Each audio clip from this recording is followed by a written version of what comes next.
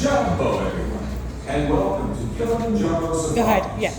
In order to keep your wait time to a minimum, we ask that you please keep your group together, keep up with the party in front of you, and fill in all the available space. It is not necessary to form a single file line. If you are traveling with a stroller, please have children and valuables unloaded before you reach our stroller parking area. If you are traveling with someone in a scooter or wheelchair, please have this person lead your party through the line. This will help keep your wait time to a minute. Once again, please keep your group together, keep up with the party in front of you, and fill in all the available space. Thank you for touring with Kilimanjaro. When it comes to safaris, we go wild.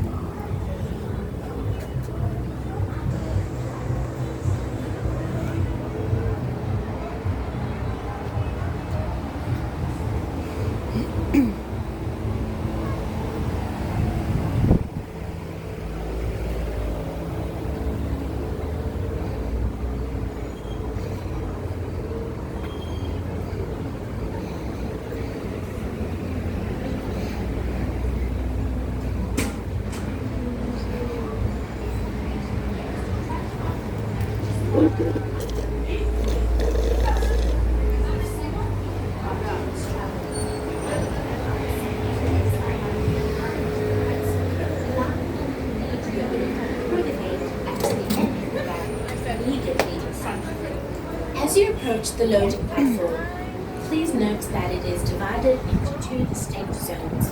The area with handrails is the loading zone, or Zone 1. Zone 1 is where you will stand just before you board your vehicle.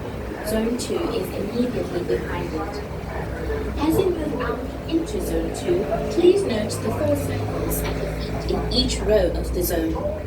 Each row can comfortably sit 4 adults. Happy Easter. Children may be seated next to Bienvenidos a Kilimanjaro Safaris.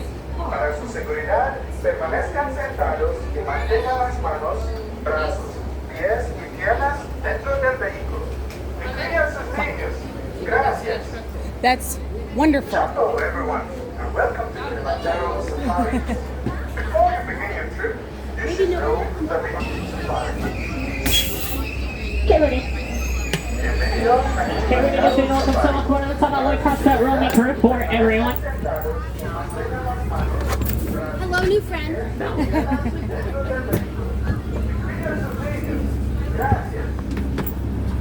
Hello, everyone, and welcome to Kilimanjaro Safari.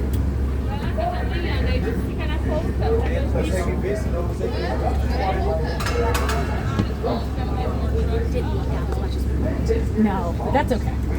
We still have the best seats in the house. Alright, our friends on the right. We're still seeing our seat like there's a sign close. We're the best driver. Oh, absolutely. Yeah. There's like about the road 3. How does this biscuit thing?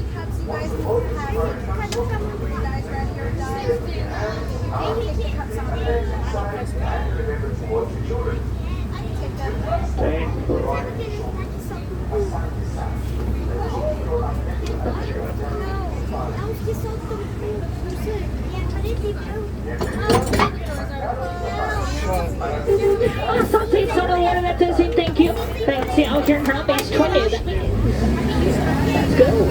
Jumbo, everyone, whatever sitting up here, strike out here today on the Harambe Wildlife Preserve. Next 362 before we can make our way out. Sure, you're situated fully seated at all times.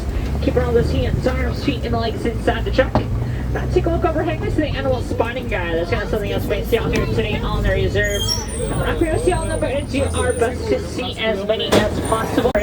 Now, of course, all these animals do rely on natural camouflage to help one with any trees and brush or protect them from predators that might be in the area. Coming up over there to our right, though, to that Okapi. No, Okapi, and they do have their shape, like, it's actually not related to the zebra. It's actually the closest known relative to the giraffe. Now, with all the space out there, skull structure, suspect they do have a prehensile tongue. Prehensile is just a fancy way of saying they're able to grab things with that tongue. Now, copies were first discovered by the Western world until 1901. Up until then, they're displayed to us told by African natives.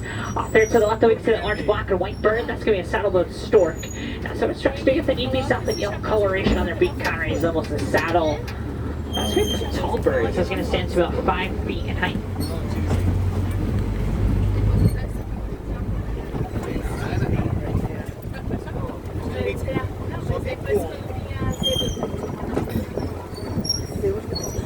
But off there to our left, we can see that black rhino.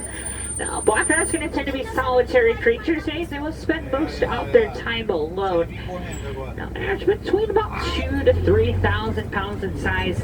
Have a prehensile upper lip, does not go out grab onto any branches or any other sources of feed.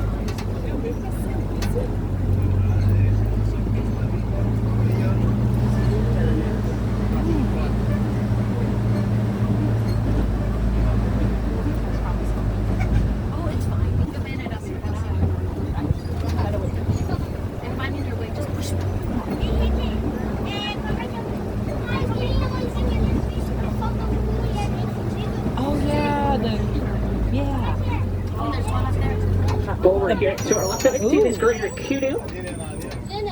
Now, greater kudu, take a look at the back, so you see those faint white stripes, those help to mimic the rays of the sun coming out through the trees. Helps act as that form of camouflage. Also, this kudu are females, based on the fact they do not have horns, males have horns. Females do not. All the way up on top of that hill, though, we did see that bongo. Now, bongo are going to be known as the ghost of the forest. Have those ones that face backwards.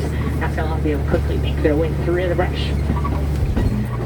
But then we're not getting ready to exit the forest. We're going to start making our way out here into the Safi River region. Now, here in the Safi River, a lot of these animals do live in and around waterways. So that's one of the best spots to keep an eye out for any animals. Just like these large white gray birds coming up over here to our right. There's going to be some pink-back pelican. Now, pink-back pelicans, you get the name based off the pink backs that they will develop during mating season. That's what that means, but it's going to range between about 7 to 9 feet, but just as wide as that canopy is overhead.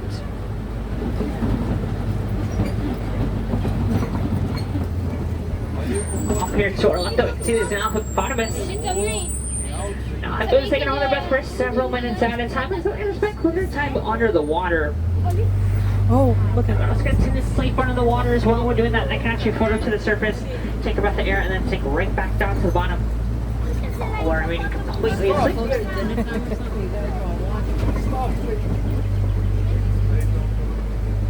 But even though hippos are able to swim most of the time, they're actually going to choose not to.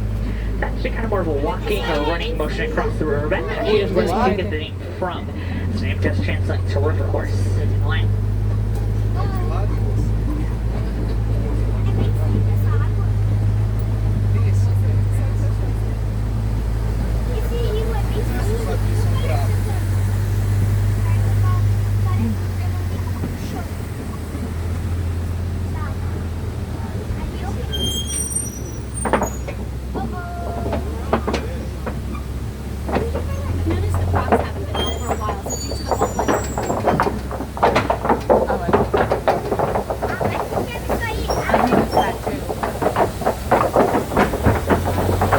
Crocodiles not been out just because? I saw them out earlier today. Those stinkers. I'll say sometimes I like to hide all the way like far back corner where you can't really see from the bridge. But I start to see some of these trees and brush start to clear it out as we're getting ready to exit the river. Let's make our way out towards the savannah. Now, out on the savannah, they're relying on camouflage. These animals will instead rely on their speed. So it's actually to find some of the fastest line animals in the world. Further to the right there, we can see that baobab tree. Now, baobab trees remain in that leafless state for about 9 months out of the year. Use that large trunk to store water the animals to go back to during any dry seasons. You know what I did see last week, which I don't normally see, is the African wild dogs. Yeah. I come once a month. Oh, do you? Yeah. I'll share a couple things with you. Yeah.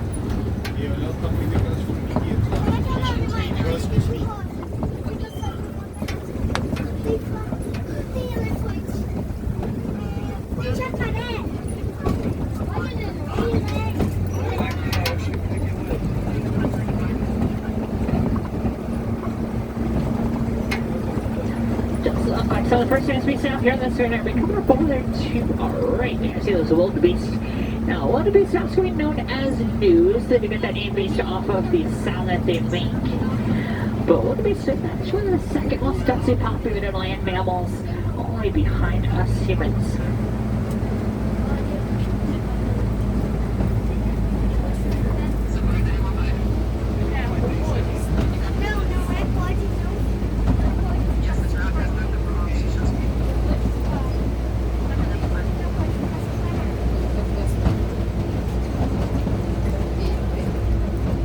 Over here to our left, we can see some sable antelope right back there. Now, sable antelope open up those horns and face backwards. That's going to protect themselves from any predators that might be approaching from the rear. Those are females based off those kind of more reddish brown colorations. That's much darker brown sometimes, almost even looking black in color.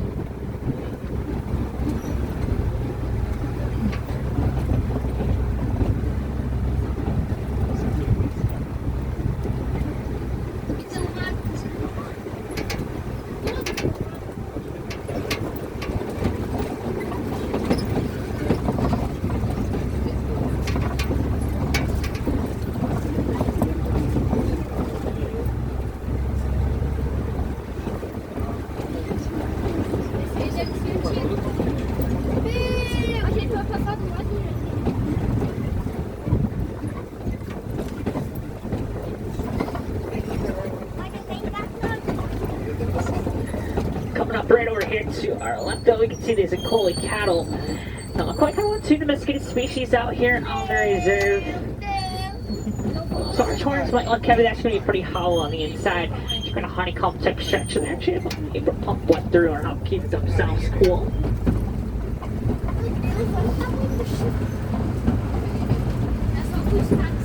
You might sometimes also referred to as Watusi cattle. They do get that name from the Watusi tribe. Actually, the first tribes in Africa to domesticate them. Up on this hill here to our left, we can see the eland. Now, a 50% England population does live on protected lands such as the Harambe Wildlife Reserve. Actually, let's have the difference between males and females based off of flapped skin on the front neck called a dewlap. The orange are more prominent on the males than the females. So there's actually two of them up there.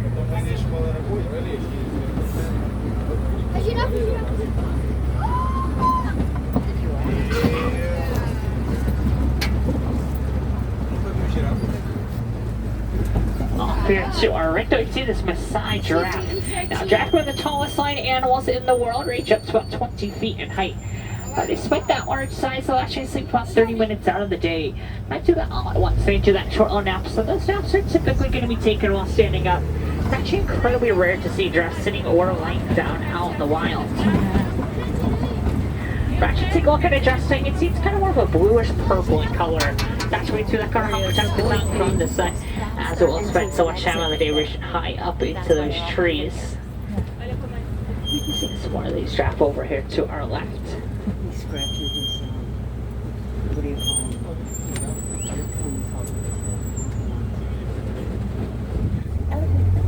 Aussie comes.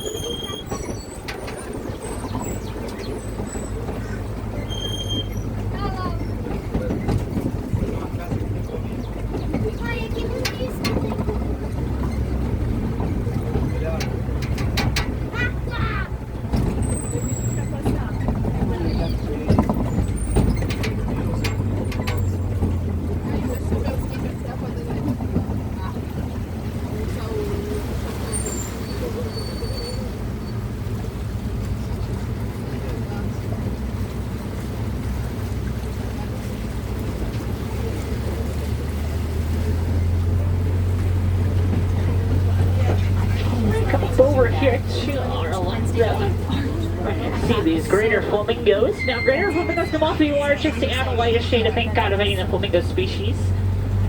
Now, flamingos actually do get those pink colorations from brine shrimp that they'll eat as part of their diet. Actually mark more of a whitish gray color. Start developing those pink colorations until about 2 years of age. Just catch a glimpse of an African elephant back there. Catch one more glimpse of air in just a moment. We were able to tell that was an African elephant based off the shape of their ears, kind of resemble the continent of Africa. So kind of a fanning motion with those ears are how keep themselves cool.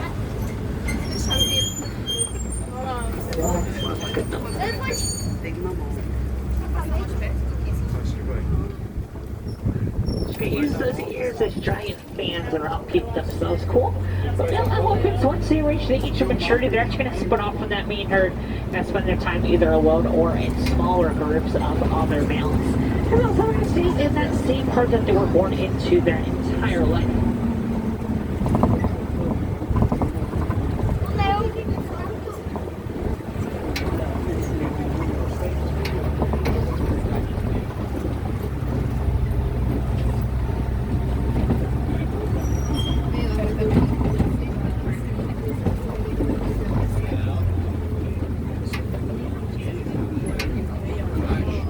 Walking around over on the cell here, so I thought we'd see some cheetah. Now, cheetah are the fastest land animals in the world, reaching speeds upwards of 60 miles an hour.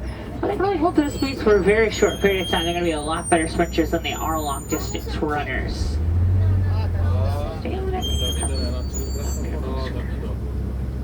Actually, despite the cheetah's size, they're actually not considered a part of the big cat family.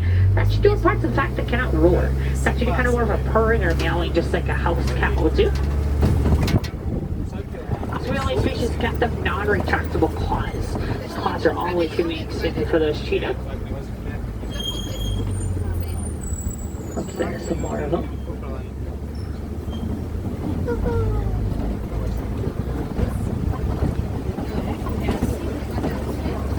Does look like we're coming up here to the Kopi Rocks. Now, the Kopi Rocks do certainly offer a really good vantage point on this vantage for a lot of different animals, just like that African lion that we can see laying down over there. Lions will sleep about 16 to 20 hours out of the day. They're most active at night.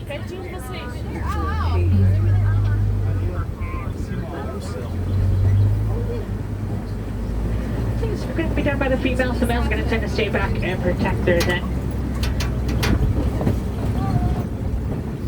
Every time they don't see any males and females based off the mane or the hair that you do see around a male's face, that may grow both darker and fuller with age.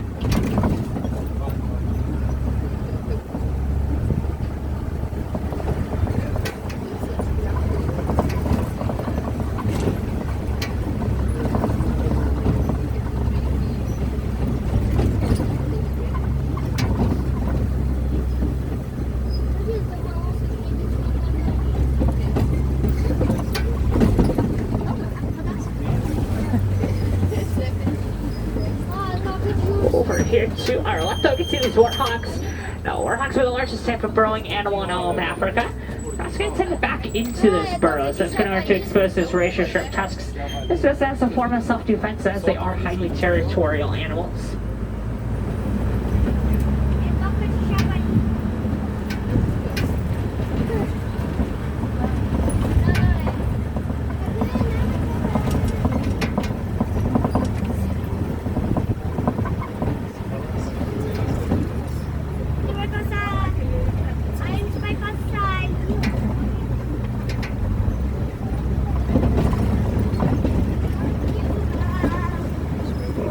Getting ready to exit this area. We'll start making our way out into Magadi Glen. Now, Magadi Glen, this is going to be home to the Warren's Post.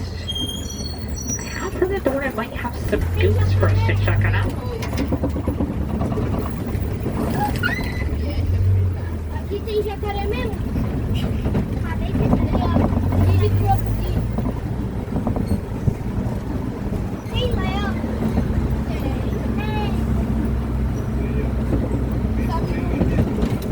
It's going up over here to our left. It's going to be some Nigerian dwarf goat. Now, despite their small size, these are fully grown adults. They're not going to grow to be any larger than this.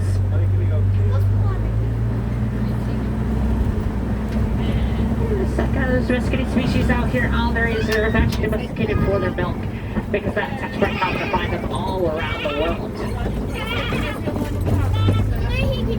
But the Ordnance Post does unfortunately also mark the edge of the reserve and our return back towards the village of Harambe. But there's some ways to help out these species out in the wild and many more closer to home. One of the easiest ways can be reducing the use of single-use plastics. Now these plastics, they can find their way out to habitats of animals where they can easily be confused as a source of food and cause quite a bit of harm towards them. Don't forget to check out some animals while you're still here at Disney's Animal Kingdom. One of the best spots we run on over at Cordova Exploration Trail. That's located right by the exit of our safari. Now over there you might have a chance to see some animals such as gorillas, hippos, the puppy, cats, and many more. So also over in Asia, there's going to be the Maharaja Jumbo Trek. So animals such as tigers, bats, Komodo dragons, Asian water buffalo.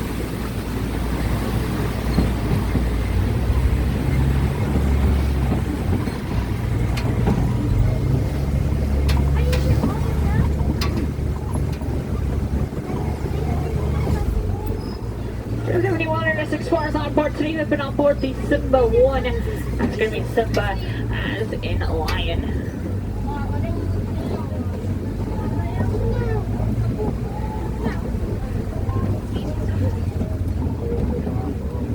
As we do get ready to approach our final stop, we'll sail here in Harambe. I'd like to say goodbye as it is far too sad, far too final. Safe to say, Swahili Charcoal Quarry. That does mean to go well. I'm going to get to that in just a few moments.